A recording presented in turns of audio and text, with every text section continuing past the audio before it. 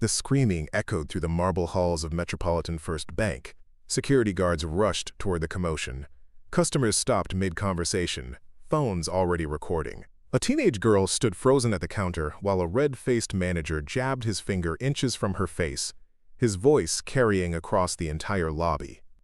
Before we jump back in, tell us where you're tuning in from, and if this story touches you, make sure you're subscribed because tomorrow I've saved something extra special for you. This is fraud, pure and simple fraud. But what none of them could see was the black sedan pulling into the parking lot outside. The man stepping out wore a $1,000 suit and carried himself with the quiet confidence of someone who had never needed to raise his voice to be heard. In exactly 3 minutes, everything would change. 17-year-old Maya Richardson had always been taught that respect was earned through character, not demanded through volume.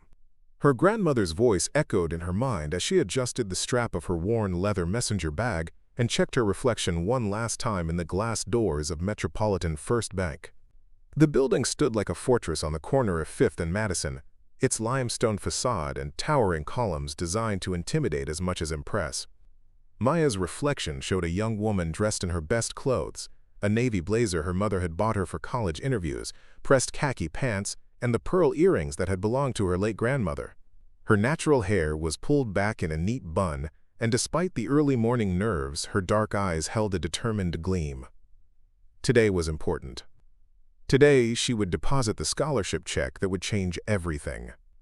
The check tucked safely in her bag represented 4 years of academic excellence, community service, and the kind of achievement that her high school guidance counselor had called exceptional. The Benjamin Franklin Academic Excellence Scholarship was worth $50,000, enough to cover her first year at Northwestern University, with money left over for books and living expenses.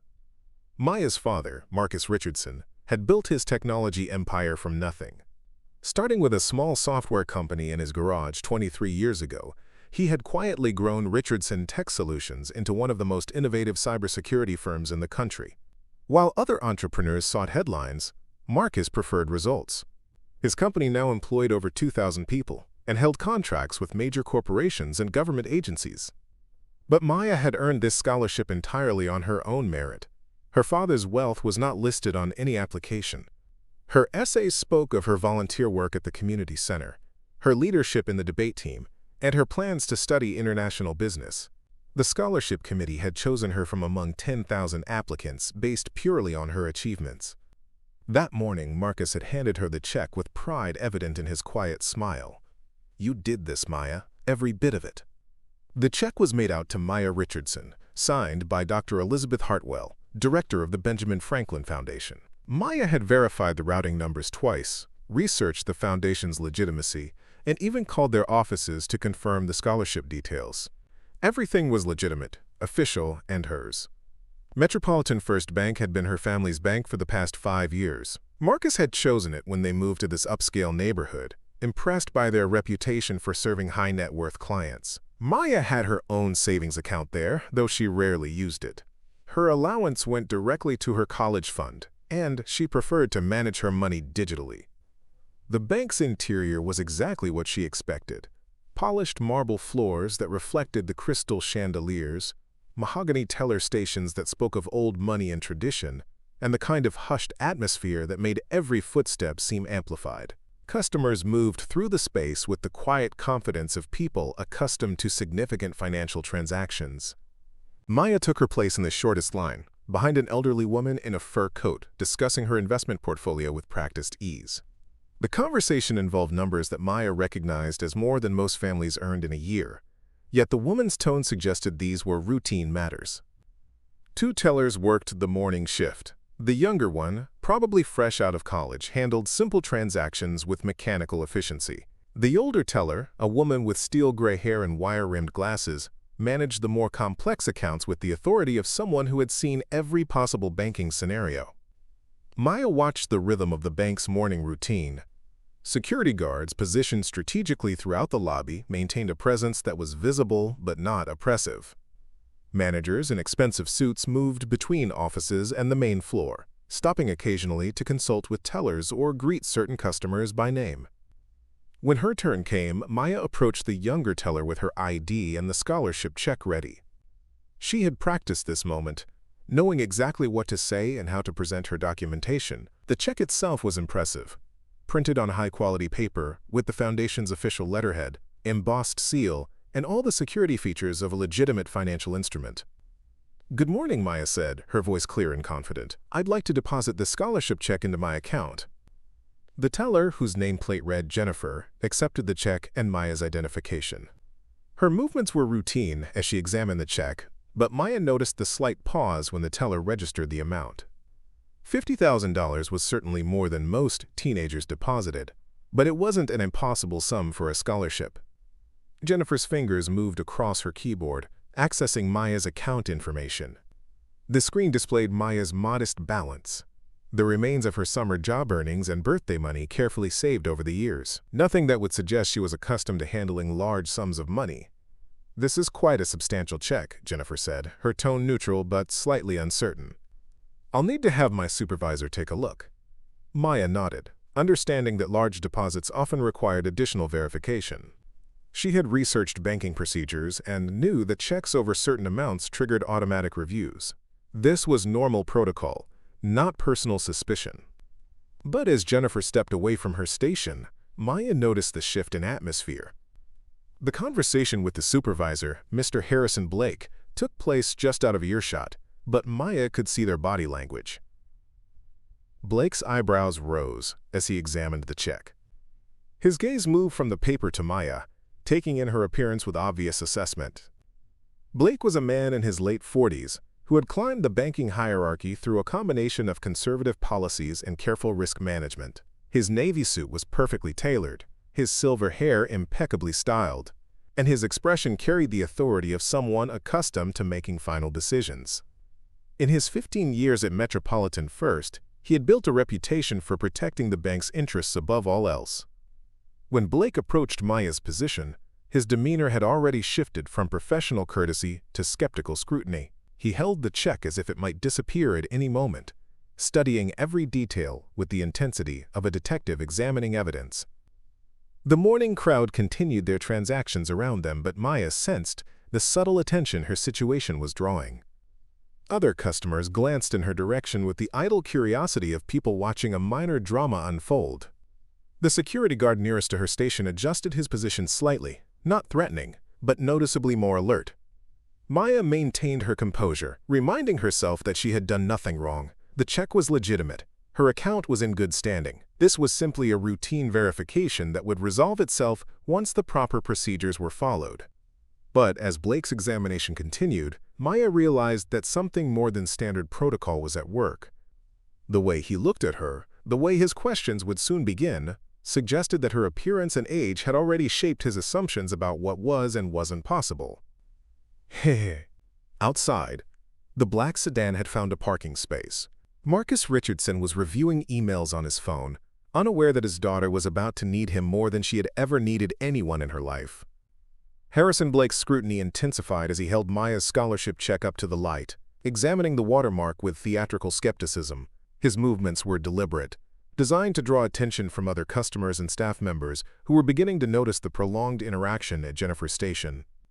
"Ms. Richardson," Blake began, his voice carrying just enough volume to ensure nearby customers could hear, "this check raises several red flags in our fraud prevention protocols." Maya felt her stomach tighten, but she maintained her composure. "I understand you need to verify large deposits, sir. I have all my documentation if you'd like to review it." Blake's expression suggested he had already made up his mind.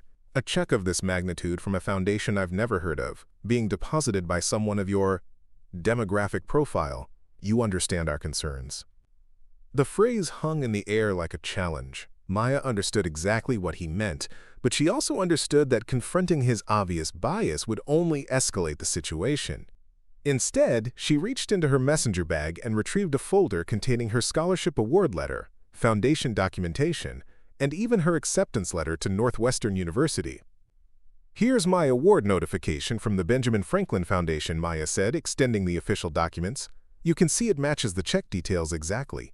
I also have the foundation's contact information if you'd like to verify directly." Blake barely glanced at the papers before setting them aside. Documents can be forged, Miss Richardson. We've seen very sophisticated fraud attempts recently, particularly targeting banks in affluent neighborhoods. Jennifer, the teller, shifted uncomfortably behind her station. She had processed numerous legitimate scholarships and had found nothing unusual about Maya's documentation.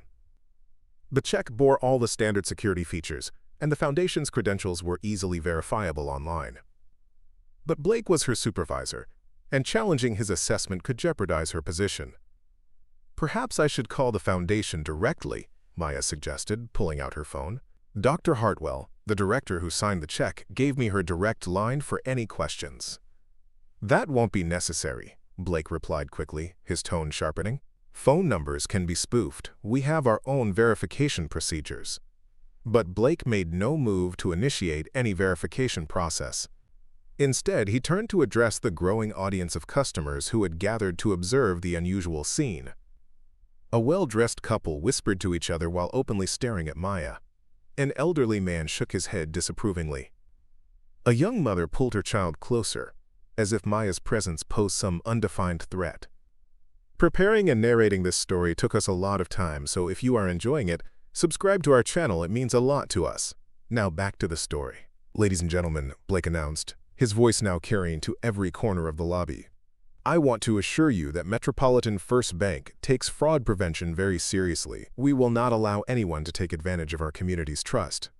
The implicit accusation was clear, and Maya felt the weight of every gaze in the room. She had walked into this bank as an accomplished student with a bright future ahead of her. Now she was being treated like a criminal based on nothing more than Blake's assumptions about what someone who looked like her could or couldn't achieve. Margaret Thornfield, a longtime bank customer dressed in designer clothing and carrying a purse worth more than most people's monthly rent, approached the scene with the confidence of someone accustomed to being heard. She had been waiting in line behind Maya and had observed the entire interaction with growing disapproval. "Excuse me," she said to Blake, her voice dripping with authority, "but I couldn't help but notice this young woman's situation. Are you certain the bank is handling this appropriately?" Blake's demeanor immediately shifted to one of deference. "Mrs. Thornfield, I assure you we're following all proper protocols. This individual is attempting to deposit a highly suspicious check, and we're simply protecting the interests of our valued customers like yourself." Mrs. Thornfield studied Maya with the calculating gaze of someone who prided herself on reading people quickly. Maya's clothing was nice, but clearly not expensive. Her bag was well-maintained, but showed signs of use. Everything about her appearance suggested middle-class aspirations rather than established wealth. "I see," Mrs. Thornfield said slowly, "and you believe this check is fraudulent?" "The circumstances are highly irregular," Blake responded. "A check of this size from an obscure foundation, being deposited by someone who clearly lacks the background for such an achievement." Maya's hands clenched at her sides, but she forced herself to remain silent. Speaking out would only confirm Blake's narrative that she was becoming defensive because she had something to hide. Robert Chen, a frequent customer who had been observing from across the lobby, approached with his own concerns. As a small business owner, he understood the importance of fraud prevention, but he also recognized the difference between legitimate caution and discriminatory profiling. "Harrison," he said, addressing Blake directly, "I've banked here for 8 years, and I've never seen you subject anyone to this level of scrutiny over proper documentation. The young lady has provided everything you've requested." Blake's jaw tightened. "Mr. Chen, I appreciate your concern, but bank security is my responsibility. We've had several sophisticated fraud attempts recently, and I won't compromise our standards based on emotion." But Chen wasn't backing down. "What specific policies is she violating? Her ID matches the check. She has supporting documentation, and you haven't even attempted to verify the foundation's legitimacy through proper channels." The challenge to Blake's authority was exactly what he had hoped to avoid. In his mind, the situation was clear. A teenager was attempting to deposit a check far beyond her apparent means, and proper caution demanded skepticism. The fact that others were questioning his judgment only reinforced his determination to prove his suspicions correct. "Jennifer," Blake snapped, turning back to the teller, "place a hold on this transaction. I want a full investigation before any funds are made available." Maya's heart sank.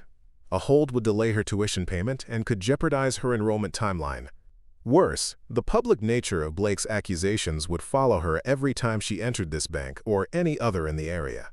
"Sir," Maya said, her voice steady but urgent, "I need to make my tuition payment by next Friday. This hold will prevent me from meeting that deadline." Blake's smile was cold and satisfied. "Then perhaps you should have considered that before attempting to defraud this institution." The word defraud echoed through the lobby like a gunshot.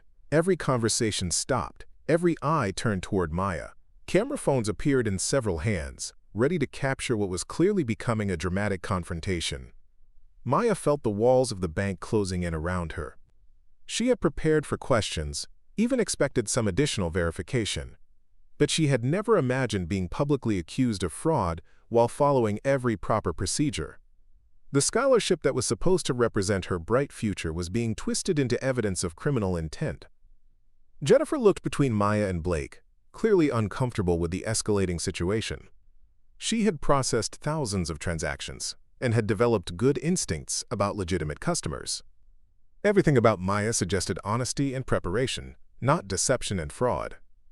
But Blake was already moving to the next phase of his plan. He had called the situation suspicious, placed it under investigation, and now he needed to ensure that his authority wasn't undermined by any contrary evidence.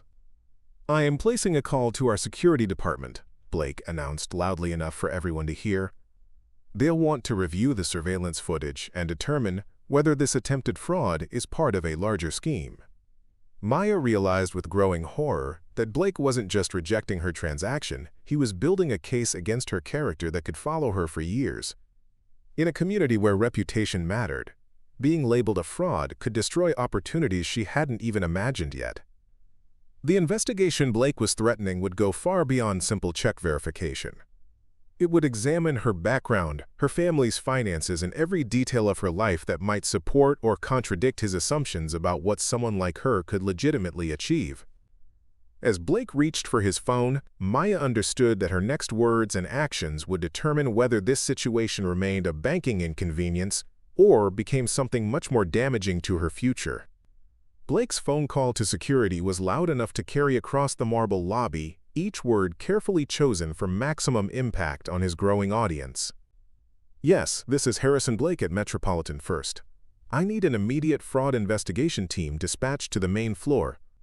We have a situation involving a potentially forged check and possible identity theft." Maya's breath caught in her throat.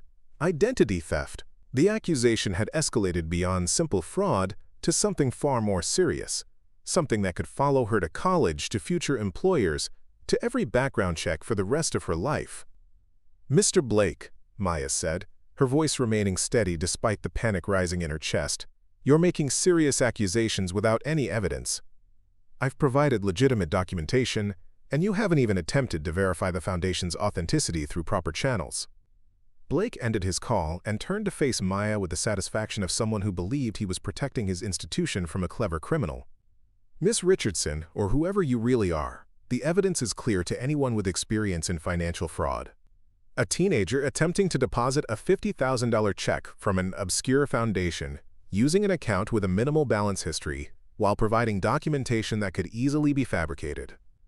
The lobby had transformed into an impromptu theater, with Maya as the unwilling star of Blake's performance. Mrs. Thornfield whispered urgently to her husband, who had arrived to collect her. Robert Chen stood his ground near the teller stations, his expression growing darker with each of Blake's pronouncements. Jennifer remained at her station, her discomfort visible as she watched her supervisor destroy a young woman's reputation based on assumptions rather than facts. Thomas Mitchell, the head security guard, emerged from the back offices with 2 additional guards flanking him. Mitchell was a 20-year veteran of bank security who had seen genuine fraud attempts, sophisticated scams, and elaborate schemes designed to separate financial institutions from their money. His trained eye immediately assessed Maya's demeanor, her documentation, and the nature of Blake's concerns. "Mr. Blake," Mitchell said quietly, "what specific indicators of fraud have you identified?" Blake gestured dramatically toward Maya. "Look at her, Thomas. Does she look like someone who legitimately receives $50,000 scholarships? The Benjamin Franklin Foundation. Have you ever heard of them? And this account history shows no pattern of significant deposits. It's obvious what's happening here. Mitchell examined Maya's identification, comparing the photo to her face with professional thoroughness. He reviewed the scholarship check, noting the quality of the paper, the precision of the printing, and the authenticity of the security features. His years of experience had taught him to distinguish between genuine documents and sophisticated forgeries. The check appears legitimate, Mitchell said carefully. The ID matches, and the documentation seems consistent. What verification steps have been taken? Blake's face flushed with irritation. I don't need to verify obvious fraud, Thomas. Sometimes experience and common sense are more valuable than following every bureaucratic procedure. But Mitchell was already pulling out his tablet to research the Benjamin Franklin Foundation. Within minutes, he had accessed their official website, verified their nonprofit status, and confirmed that they indeed offered substantial academic scholarships to deserving students. The foundation's credentials were impeccable, their board of directors included respected academics and business leaders, and their scholarship program was well documented. Mr. Blake, Mitchell said, his tone becoming more formal, the Benjamin Franklin Foundation is a legitimate organization with a 20-year history of educational philanthropy. They awarded over $2 million in scholarships last year. Blake's confidence wavered for a moment before reasserting itself. Websites can be created, Thomas. These fraud rings are becoming increasingly sophisticated. They establish fake organizations, create convincing documentation, and target upscale banks where large deposits won't immediately raise suspicions. Maya watched this exchange with growing alarm. Blake wasn't just rejecting her transaction. He was constructing an elaborate conspiracy theory to justify his initial assumptions. No amount of evidence would convince him, because admitting he was wrong would mean acknowledging that his judgment had been clouded by bias. Dr. Patricia Williams, the bank's assistant manager, approached the group with concern evident on her face. She had been observing this situation from her office and was disturbed by both the public nature of the confrontation and Blake's handling of what should have been a routine verification process. Harrison, she said quietly, perhaps we should handle this more discreetly. The customer has provided proper documentation, and we can verify the foundation's legitimacy through normal channels. Blake turned on Williams with the fury of someone whose authority was being questioned by multiple subordinates. Patricia, this is exactly the kind of thinking that allows fraud to flourish. We cannot let sympathy override security protocols. This individual is attempting to exploit our community's standing to legitimize what is clearly a sophisticated scam.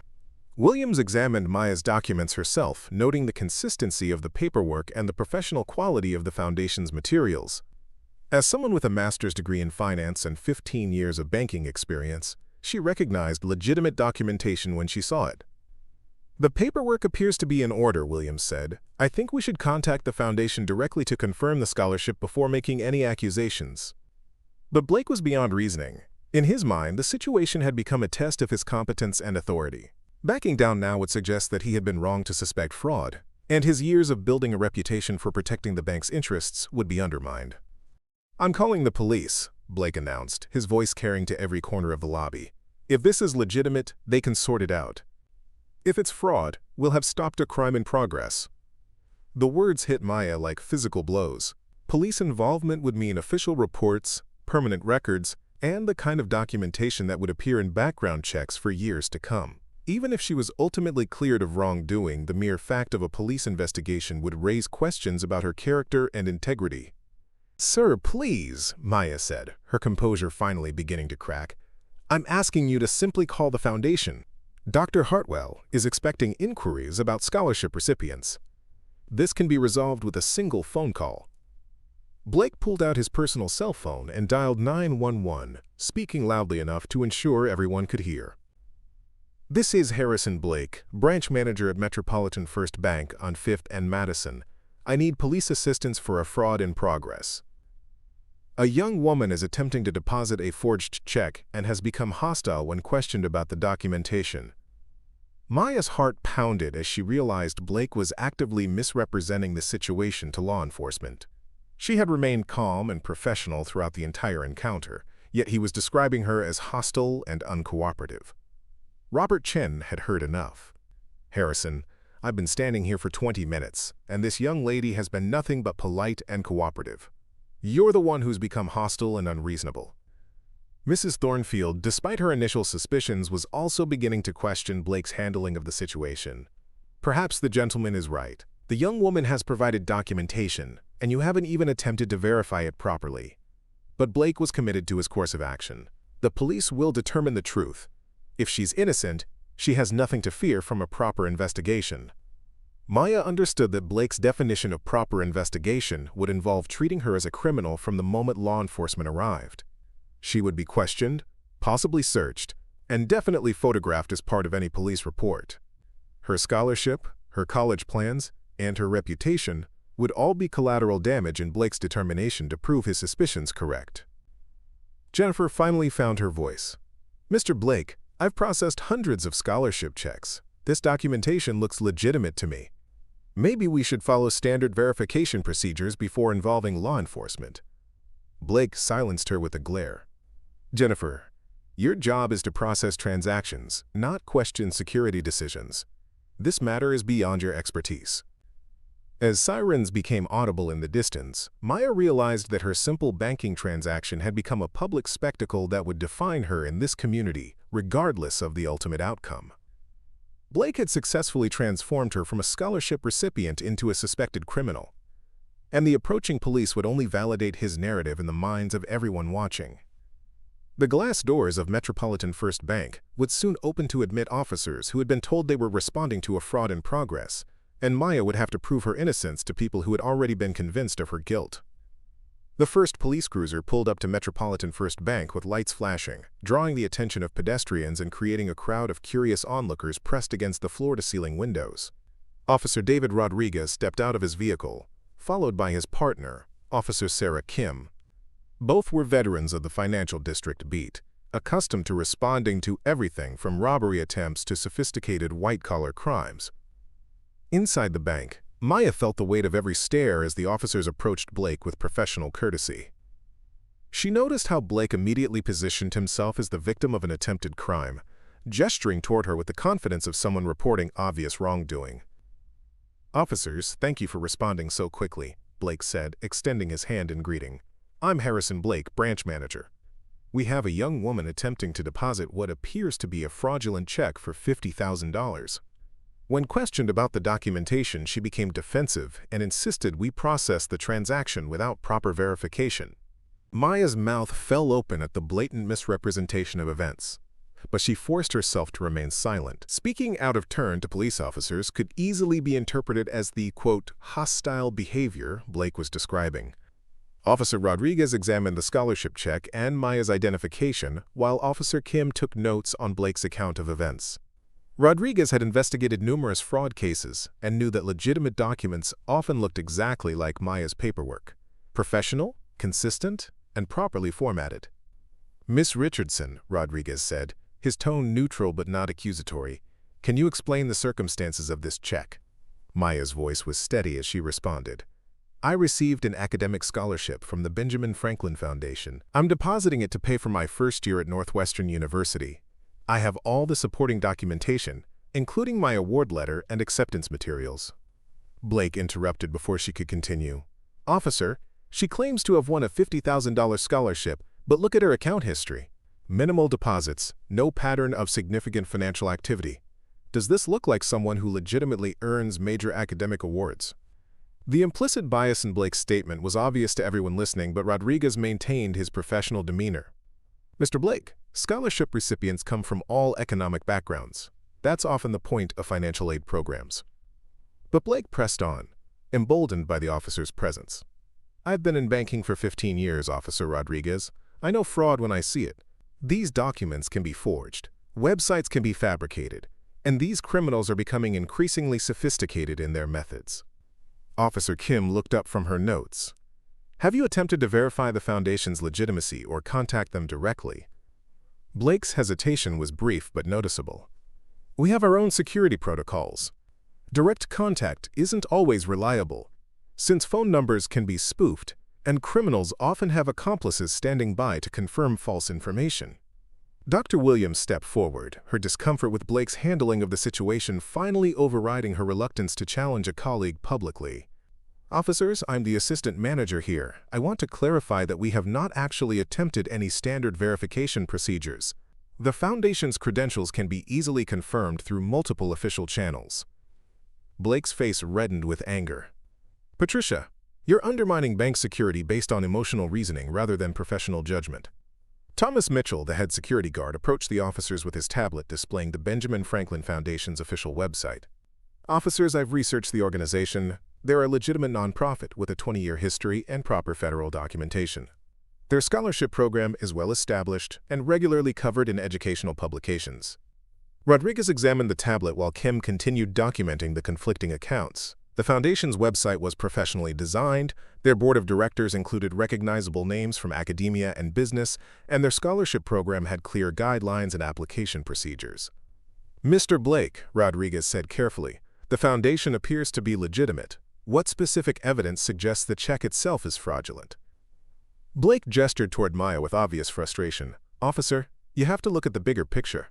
A teenager from this demographic, attempting to deposit this amount, with an account history that shows no previous significant activity.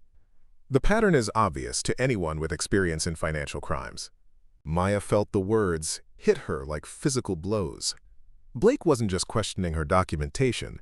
He was arguing that someone who looked like her, from her background, couldn't possibly have earned such recognition through legitimate means. Officer Kim's expression hardened slightly. Sir, are you saying the check is fraudulent because of the depositor's race? Blake backtracked quickly, realizing he had revealed too much of his reasoning. Of course not, officer. I'm simply noting that all the circumstances together create a profile consistent with organized fraud attempts we've seen recently. But the damage was done. Rodriguez and Kim exchanged glances that confirmed they understood exactly what kind of profile Blake was describing.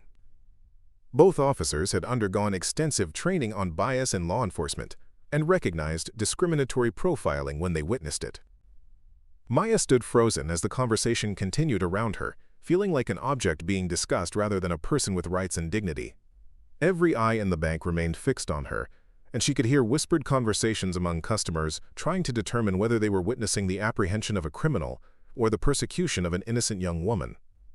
Her phone buzzed with a text message, and she glanced down to see a notification from Northwestern University's financial aid office reminding her that tuition payments were due within the week. The irony was devastating.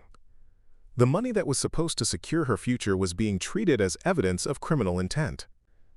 Jennifer, the teller who had initially processed Maya's request, finally found the courage to speak up.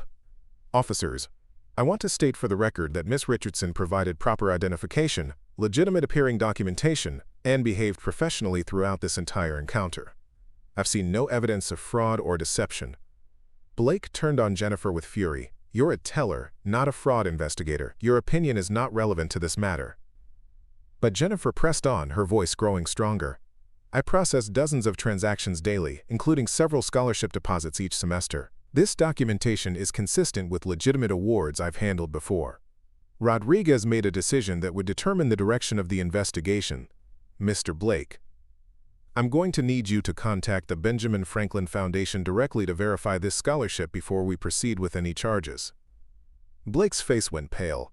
Officer, that's not necessary. The pattern of fraud is clear, and further delay only gives potential accomplices time to cover their tracks. But Rodriguez was already dialing the Foundation's main number from their website. The phone rang twice before a professional receptionist answered. Benjamin Franklin Foundation, how may I help you? This is Officer Rodriguez with the Metropolitan Police Department. I need to verify a scholarship award for a student named Maya Richardson. Certainly, officer. May I transfer you to Dr. Hartwell's office? She handles all scholarship verification requests. The hold music that followed seemed to stretch for hours, though it lasted less than a minute. Every person in the bank lobby waited in tense silence as the truth was about to be revealed. Dr. Elizabeth Hartwell's voice came through the phone speaker clearly. Officer Rodriguez? Yes, Maya Richardson is absolutely one of our scholarship recipients this year. She was selected from over 10,000 applicants based on her exceptional academic record and community service. Is there some problem with her award? The silence in the bank was deafening. Blake's confident expression crumbled as the Foundation director continued to praise Maya's achievements and confirm every detail of her scholarship. The check was legitimate, the award was earned, and the young woman Blake had accused of fraud was exactly who she claimed to be.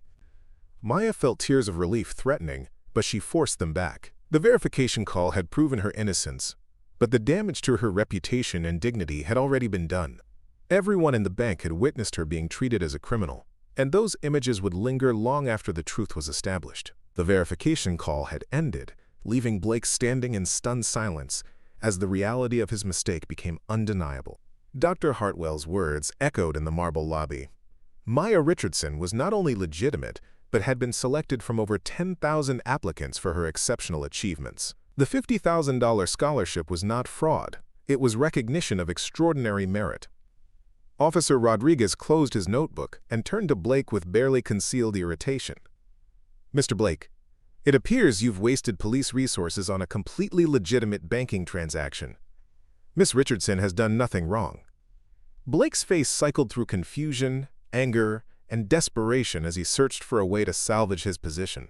"Officer, just because the foundation exists doesn't mean this particular check is authentic. These fraud rings are sophisticated enough to infiltrate legitimate organizations." But Officer Kim had heard enough. "Sir, we verified the scholarship directly with the foundation director. Miss Richardson's documentation is legitimate, her identification matches, and she's followed all proper procedures. There is no crime here." Maya felt a surge of vindication, but her relief was tempered by the knowledge that the damage to her reputation had already been done. Every customer in the bank had witnessed her being treated as a criminal, and those impressions would be difficult to overcome. As Officer Rodriguez began to pack up his materials, the glass doors of Metropolitan First Bank swung open with quiet authority. The conversations throughout the lobby gradually ceased as every head turned toward the entrance. Marcus Richardson entered with the presence of someone who had never needed to announce his importance. At 6 feet 2 inches, impeccably dressed in a charcoal gray suit that cost more than most people's monthly salary, he moved through the bank with the quiet confidence of someone accustomed to being the most powerful person in any room. Maya's heart leaped with a mixture of relief and apprehension. Her father's arrival meant safety, but it also meant that her simple banking transaction had escalated to the point where Marcus Richardson felt compelled to leave his corporate headquarters to personally intervene. Marcus's dark eyes swept the scene, taking in the police officers, the crowd of customers, and his daughter standing at the center of what was clearly a hostile situation. His expression remained calm, but those who knew him well would have recognized the controlled fury in his bearing. Blake, still reeling from the scholarship verification, failed to immediately recognize the significance of the man approaching their group. When Marcus stopped directly in front of him, Blake's attention was focused on damage control rather than identifying new arrivals. "Excuse me," Blake said dismissively. "We're dealing with a police matter here. If you need banking services, please wait in line." Marcus's voice was quiet, but carried the unmistakable authority of someone accustomed to being obeyed. "I'm here about the police matter." "That's my daughter you've been harassing." The words hit Blake like a physical blow. He looked from Marcus to Maya, searching for family resemblance while his mind struggled to process this development. Maya had the same intelligent eyes as her father, the same composed bearing even under pressure, and the same quiet dignity that Blake had mistaken for deception. Officer Rodriguez stepped forward, his professional instincts recognizing that the dynamics of the situation had just shifted dramatically. "Sir, are you Marcus Richardson?" "I am," Marcus replied, his attention never leaving Blake. "And I understand my daughter has been subjected to accusations of fraud while attempting to deposit her scholarship check." Blake's confidence, already shaken by the foundation verification, crumbled entirely as he realized the magnitude of his error. Marcus Richardson was not just any concerned parent. He was one of the most successful entrepreneurs in the city, a man whose technology company employed thousands and whose reputation for integrity was unquestioned. Mrs. Thornfield, who had remained to observe the resolution of the drama, gasped audibly as she recognized Marcus from various charity galas and business publications. "Marcus Richardson," she whispered to her husband, "the technology billionaire." The whisper rippled through the crowd of onlookers as other customers began to recognize the man standing protectively beside Maya. Phones that had been recording the confrontation now captured the moment when a routine banking transaction revealed itself to be something far more significant. Dr. Williams approached Marcus with obvious embarrassment. "Mr. Richardson, I'm Dr. Patricia Williams, Assistant Manager. I want to apologize for this situation. Your daughter provided proper documentation, and this matter should never have escalated to police involvement. Marcus nodded to Williams but kept his focus on Blake, who was visibly struggling to find words that might salvage his position. Mr. Blake, is it? I understand you've spent the last hour accusing my daughter of fraud, calling police, and publicly humiliating her for the crime of depositing a legitimately earned scholarship check. Blake's mouth opened and closed wordlessly. The confident manager who had been so certain of Maya's guilt now faced the reality that he had attacked the daughter of one of the bank's most significant potential clients. Mr. Richardson, Blake stammered, this was simply a matter of following security protocols. Large deposits require verification, and the circumstances seemed unusual. Marcus's expression didn't change, but his voice carried a razor's edge. What circumstances specifically, a black teenager depositing a scholarship check, seemed unusual to you? The question hung in the air like an indictment. Blake realized that any answer he gave would either confirm his bias or reveal his incompetence. The security protocols he claimed to be following had been selectively applied based on his assumptions about what Maya could or couldn't achieve. Thomas Mitchell, the head security guard who had tried to moderate Blake's response, stepped forward with obvious discomfort. Mr. Richardson, I want to clarify that standard verification procedures were not followed. I researched the foundation myself and found it to be completely legitimate. Marcus turned his attention to Mitchell with interest. You verified the foundation's legitimacy, yet the harassment continued? Yes, sir, Mitchell replied, his discomfort with Blake's actions now public. I informed Mr. Blake that the Benjamin Franklin Foundation was a respected organization with a 20-year history of educational philanthropy. The information was ignored. Officer Rodriguez, sensing the need to clarify the police department's role in the situation, addressed Marcus directly. Mr. Richardson, for the record, our investigation confirmed your daughter's legitimacy immediately. The scholarship is genuine, her documentation is proper, and she's committed no crime whatsoever. Marcus nodded his appreciation to the officer before returning his attention to Blake. So to summarize, my daughter presented legitimate documentation for a scholarship she earned through academic excellence. Your response was to publicly accuse her of fraud, call police, and attempt to have her arrested. Is that accurate? Blake's face had gone pale as he realized the full implications of his actions. Attacking the daughter of Marcus Richardson wasn't just a professional mistake, it was career suicide. Richardson's influence in the business community could ensure that Blake would never work in banking again. Maya watched her father command the situation with the same quiet authority she had observed throughout her childhood. Marcus Richardson had built his empire by solving problems efficiently and decisively, and this situation was simply another problem requiring resolution. Mr. Richardson, Blake said desperately, perhaps we could discuss this privately. I'm sure we can reach an understanding. But Marcus was already reaching for his phone, his intentions clear to everyone watching. That won't be necessary, Mr. Blake. This matter requires a different kind of resolution. As Marcus began dialing, Blake realized that his attempt to protect the bank from fraud had instead exposed the institution to something far more damaging, a discrimination lawsuit from one of the most powerful men in the city. The crowd of customers and bank employees watched in fascination as the balance of power shifted completely. Maya was no longer a suspected criminal. She was the wrong daughter of a man capable of consequences that Blake was only beginning to comprehend. Marcus Richardson's phone call connected immediately to the direct line of Vincent Morrison, Chief Executive Officer of Metropolitan First Bank. Morrison was in his corner office reviewing quarterly reports when his assistant informed him that Marcus Richardson was on the line with an urgent matter requiring immediate attention. Marcus, Morrison said, his voice carrying the warmth reserved for the bank's most valued clients. What can I do for you today? Marcus's response was measured but unmistakably serious. Vincent, I'm standing in your 5th and Madison branch where my 17-year-old daughter has just been publicly accused of fraud, threatened with arrest, and humiliated by your branch manager for the crime of depositing her legitimately earned scholarship check. The silence on Morrison's end stretched for several seconds as he processed the implications of Marcus's words. Metropolitan First Bank had courted Marcus Richardson's business for years, hoping to secure his company's corporate accounts and his personal wealth management portfolio. The Richardson technology empire represented potentially hundreds of millions in banking relationships. "Marcus, there must be some misunderstanding," Morrison stammered. "Let me speak with the branch manager immediately." Blake, who had been standing close enough to hear both sides of the conversation, stepped forward with obvious desperation. "Mr. Morrison, this is Harrison Blake. I can explain the situation. We followed proper security protocols when faced with suspicious circumstances." Morrison's voice came through the phone speaker with icy clarity. "Mr. Blake, did you or did you not accuse Mr. Richardson's daughter of fraud?"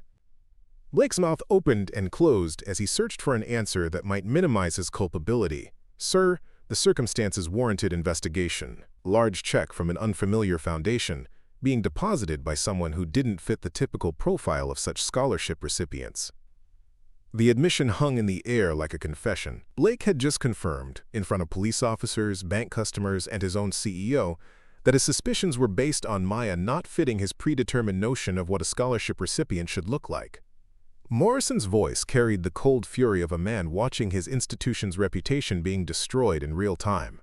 "Mr. Blake, you're telling me that you subjected the daughter of one of this city's most respected businessmen to public humiliation because she didn't fit your personal profile of academic achievement?" Dr. Williams stepped closer to the phone, her own reputation at stake in the unfolding crisis. "Mr. Morrison, this is Patricia Williams. I want to state for the record that Miss Richardson provided all proper documentation. The Benjamin Franklin Foundation has been verified as legitimate, and standard verification procedures were not followed before accusations were made." Officer Rodriguez, recognizing that his official report would likely become evidence in whatever legal proceedings followed, added his own perspective. "This is Officer Rodriguez, MPD. Our investigation confirmed that Miss Richardson's scholarship is legitimate and properly documented. No evidence of fraud or wrongdoing was found." Marcus retrieved his phone from speaker mode and spoke directly to Morrison. "Vincent, my daughter earned that scholarship through academic excellence and community service. She was selected from over 10,000 applicants by one of the most respected educational foundations in the country. Your branch manager chose to treat her as a criminal, based solely on his assumptions about what someone who looks like her could achieve." Morrison's response was immediate and decisive. "Marcus, I'm personally coming to the branch right now. Please don't leave until I arrive. This situation requires immediate correction and my personal attention." As Marcus ended the call, Blake made one final attempt to salvage his position. "Mr. Richardson, surely you understand the challenges banks face with fraud prevention. We have to be cautious with unusual transactions." Maya, who had remained largely silent while the adults around her determined her fate, finally found her voice. "Mr. Blake, what was unusual about my transaction? I provided proper identification, legitimate documentation, and followed every procedure you requested. The only thing that seemed unusual to you was that someone who looks like me could earn academic recognition." Blake's face flushed as Maya's words cut through his attempts at rationalization. She had articulated the truth that everyone in the room understood, but he had been unwilling to acknowledge. Mrs. Thornfield, who had initially supported Blake's suspicions, approached Maya with obvious embarrassment. "Young lady, I owe you an apology. I allowed myself to be influenced by Mr. Blake's assumptions instead of evaluating the facts objectively. Your scholarship is clearly well-deserved, and you've conducted yourself with remarkable grace under inexcusable circumstances." Robert Chen, the small business owner who had challenged Blake's actions from the beginning, stepped forward to address the room. "I've been banking here for 8 years, and I've never seen anyone treated with the suspicion and hostility that Miss Richardson faced today. This wasn't security protocol, this was discrimination, pure and simple." Jennifer, the teller who had initially processed Maya's request, gathered her courage to speak directly to Marcus.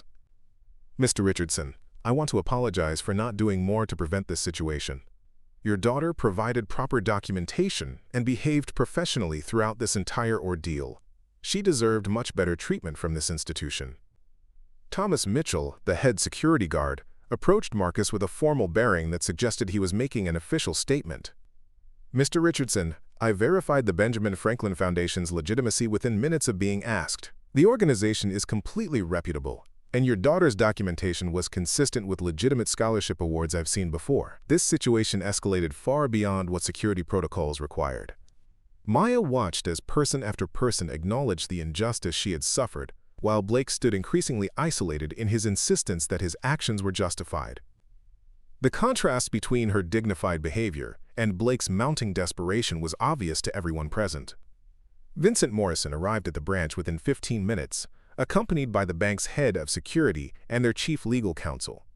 His entrance commanded immediate attention from everyone in the lobby, and his expression made it clear that he viewed the situation as a crisis requiring decisive action.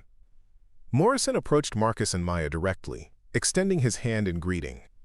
"Mr. Richardson, Miss Richardson, I want to personally apologize for the treatment you've received at our institution today. This is not reflective of Metropolitan First Bank's values or standards."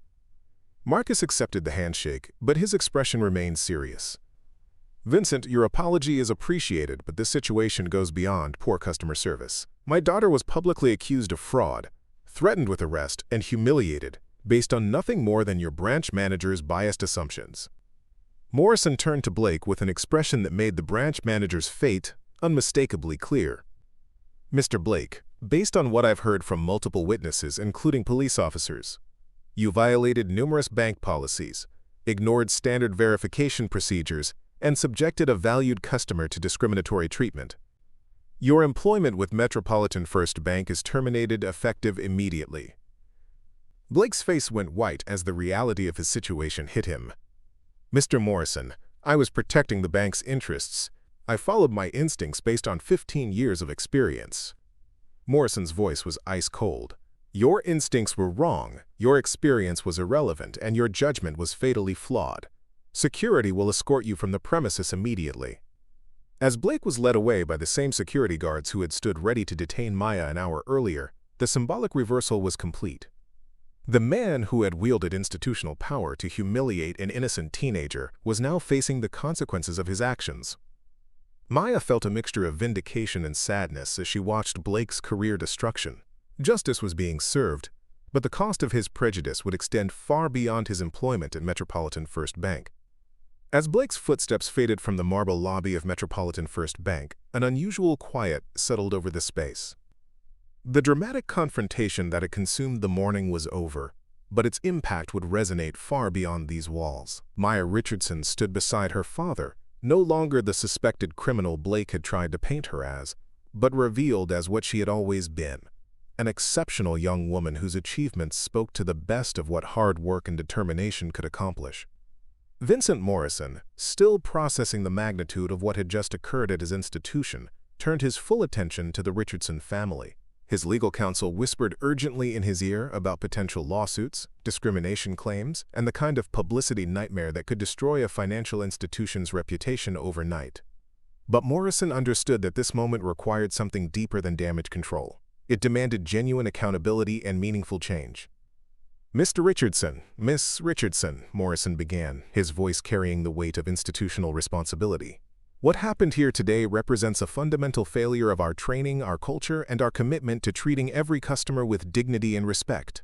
I want you to know that this incident will be thoroughly investigated, and we will implement comprehensive changes to ensure it never happens again." Maya looked directly at Morrison, her composure remarkable given the ordeal she had endured.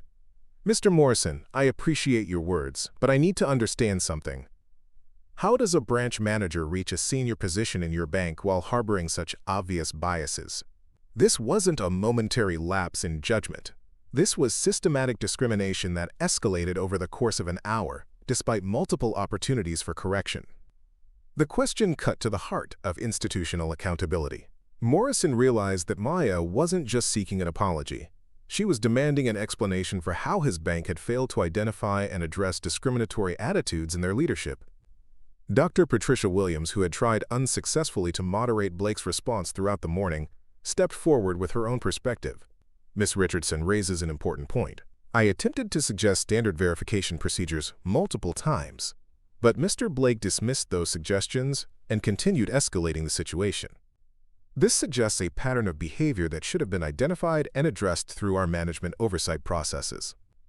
Marcus Richardson watched his daughter navigate this conversation with pride and pain intermingled. Pride at her poise and intelligence under pressure. Pain at the reality that she would face similar challenges throughout her life, simply because of how others perceived her appearance and background. "Vincent," Marcus said, his voice measured but firm, "my daughter has asked the right question. How do you prevent this from happening to the next talented young person who doesn't fit someone's narrow expectations? How do you ensure that your institution lives up to its stated values, rather than just posting them on your website?" Morrison nodded gravely, understanding that his response would determine not only the Richardson family's relationship with his bank, but potentially their willingness to pursue legal action. "Marcus, you're absolutely right to demand systemic change. We will be implementing mandatory bias training for all employees, establishing clear protocols for large deposit verification that remove subjective judgment from the process, and creating an independent review board to investigate discrimination complaints." But Maya wasn't finished. Her experience had given her insights that went beyond banking policies. "Mr. Morrison, training alone isn't enough." Mr. Blake knew the foundation could be verified with a simple phone call, but he chose not to make that call because he had already decided I was guilty. "The problem isn't lack of training. It's the assumption that someone who looks like me couldn't legitimately earn recognition for academic achievement." The lobby had gradually filled with bank employees from other departments who had heard about the morning's events. They listened to Maya's words with a mixture of embarrassment and education, understanding that her experience had exposed attitudes that existed throughout their workplace and their society. Jennifer, the teller who had processed Maya's initial request, approached the group with obvious emotion. "Miss Richardson, I want to thank you for your grace throughout this ordeal, but I also want to apologize for my own failure. I knew your documentation was legitimate. I knew the verification procedures weren't being followed, but I didn't speak up strongly enough because I was afraid of challenging my supervisor's authority." Maya turned to Jennifer with unexpected kindness. "You did speak up, and that mattered.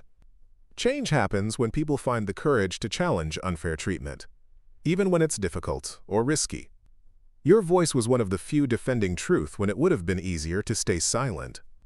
Thomas Mitchell, the head security guard who had researched the foundation's legitimacy, added his own perspective.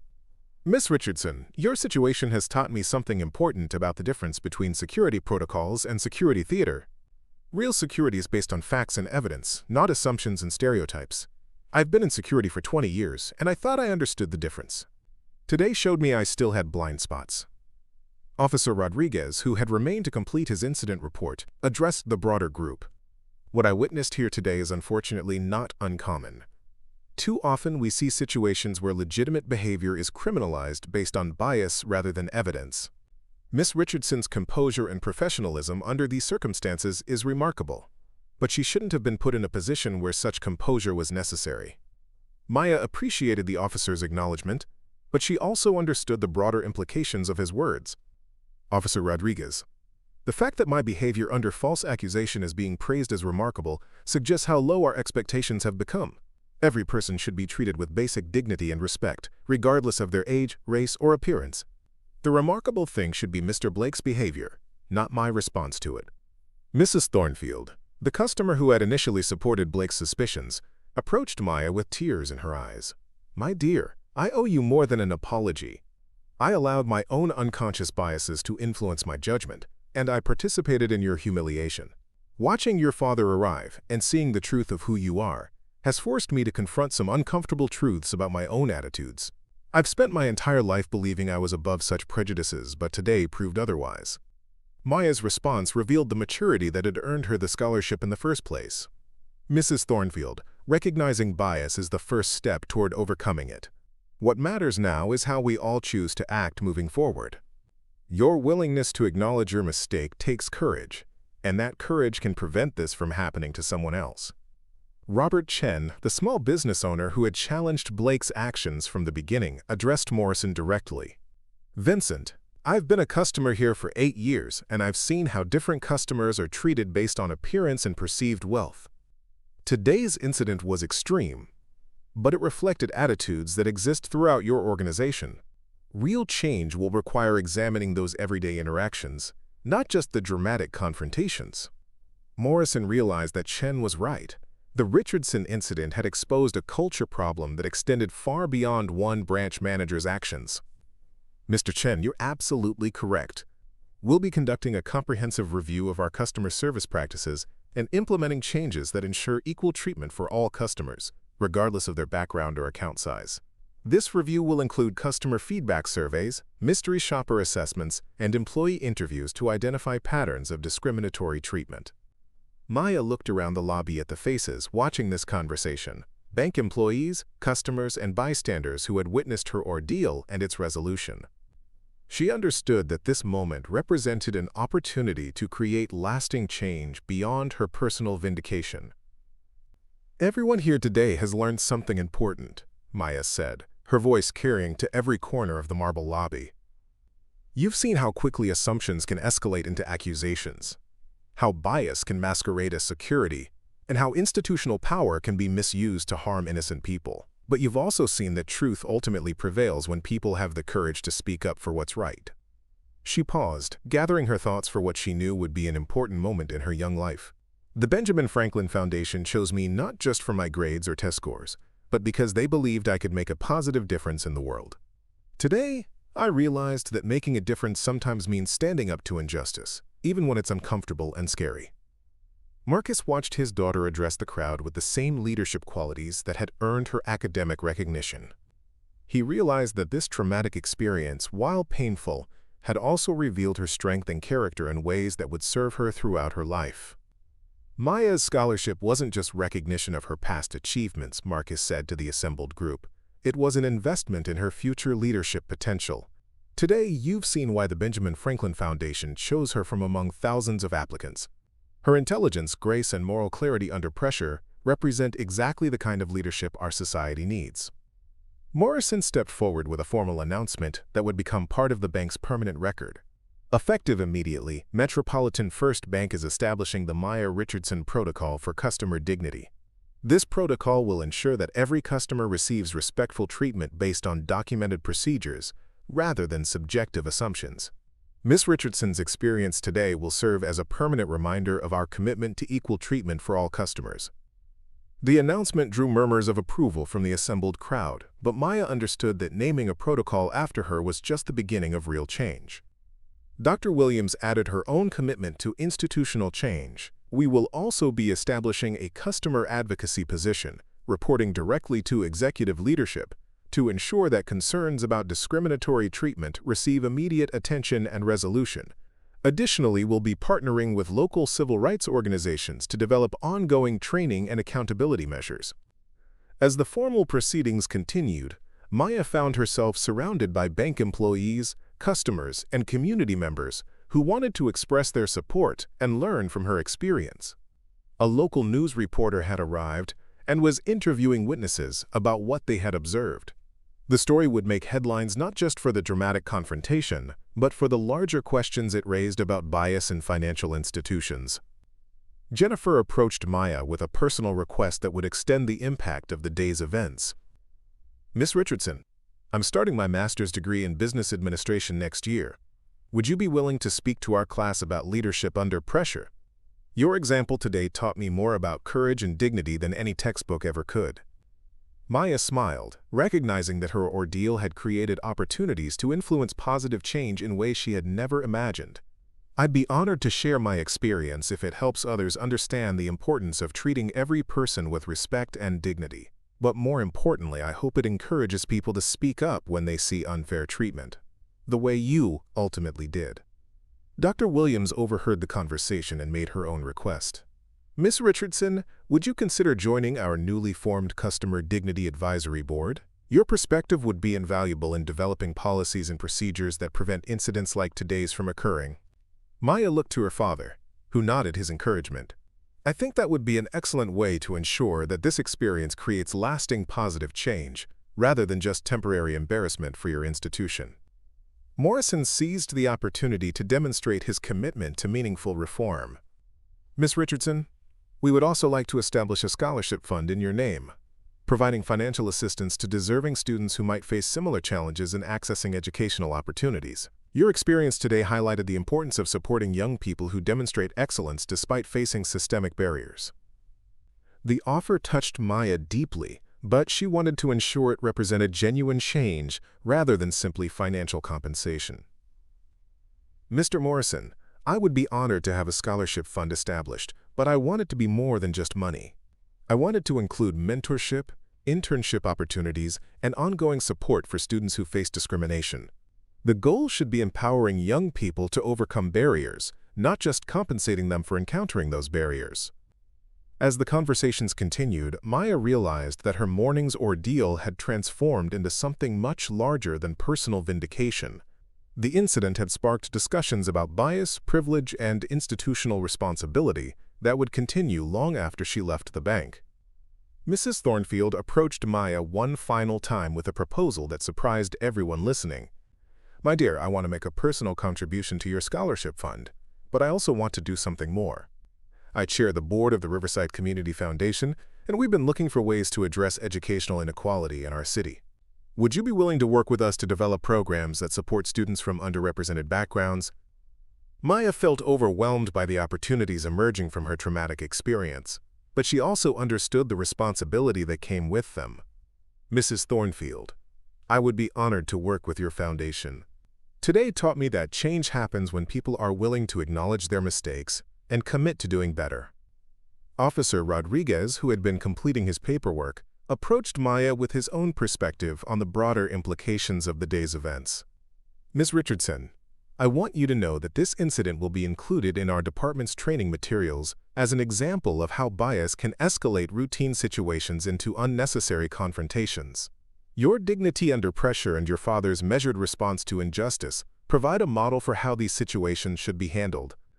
Maya appreciated the officer's commitment to learning from the experience.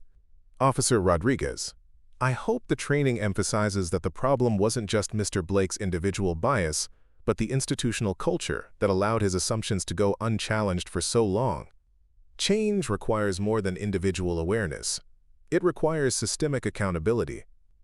As Maya and Marcus prepared to leave Metropolitan First Bank, the crowd that had gathered to witness her humiliation now watched her departure with admiration and respect. The young woman who had entered as a scholarship recipient was leaving as a symbol of dignity, perseverance, and the power of truth to overcome prejudice. But Maya understood that her real work was just beginning. The scholarship fund, the advisory board position, and the speaking opportunities were all chances to turn her painful experience into positive change for others who might face similar challenges. Outside the bank, Marcus and Maya walked together toward their car, the morning's trauma finally beginning to fade. Maya carried herself with the quiet confidence of someone who had faced injustice and emerged stronger, her scholarship checks safely deposited, and her integrity fully vindicated. "Dad," Maya said as they reached their vehicle, "I know today was difficult, but I'm grateful for what it taught me about standing up for what's right, even when it's hard. The scholarship will pay for my education, but this experience taught me how to use that education to make a real difference." Marcus smiled at his daughter, recognizing that her academic achievements were only the beginning of her potential impact on the world. "Maya, your scholarship opened doors to your future education, but today's experience taught you something equally valuable, that your character and convictions will determine how you use that education to make a difference. You handled yourself with remarkable grace under pressure, and you turned a personal attack into an opportunity for systemic change." As their car pulled away from Metropolitan First Bank, Maya looked back at the building where she had been transformed from suspected criminal to symbol of perseverance. The scholarship check that would fund her education was important, but the lessons learned about courage, dignity, and the power of truth would guide her for the rest of her life. Inside the bank, the conversations continued as employees and customers processed what they had witnessed. The Richardson incident would be discussed in homes, offices, and community centers throughout the city, sparking conversations about bias, assumption, and the importance of treating every person with the respect they deserve. Harrison Blake's discriminatory actions had been intended to protect the bank from fraud, but instead they had exposed the institution to something far more damaging: the recognition that prejudice and bias had been allowed to flourish in positions of authority. His termination sent a clear message that such attitudes would no longer be tolerated, but the real work of cultural change was just beginning. The Benjamin Franklin Foundation would later note that Maya Richardson's grace under pressure had validated their selection process in ways they never anticipated. Her scholarship had been awarded based on academic merit, but her response to adversity demonstrated the leadership qualities that would make her a force for positive change throughout her career. 6 months later, the Maya Richardson Protocol would be adopted by banks throughout the region as a model for preventing discriminatory treatment. The scholarship fund bearing her name would support dozens of deserving students who faced similar challenges. Maya herself would begin her freshman year at Northwestern University not just as a scholarship recipient, but as a young woman who had already proven her ability to turn adversity into opportunity for positive change. Maya Richardson's scholarship check had been successfully deposited, her college education was secure, and her future remained bright with promise. But more importantly, her experience had created ripples of awareness and change that would extend far beyond her individual success, inspiring others to challenge bias wherever they encountered it and ensuring that the next young person who walked through those doors would be judged by their character and achievements rather than the prejudices of those in power. Up next, you've got two more standout stories right on your screen. If this one hits the mark, you won't want to pass these up. Just click and check them out. And don't forget to subscribe and turn on the notification bell so you don't miss any upload from us.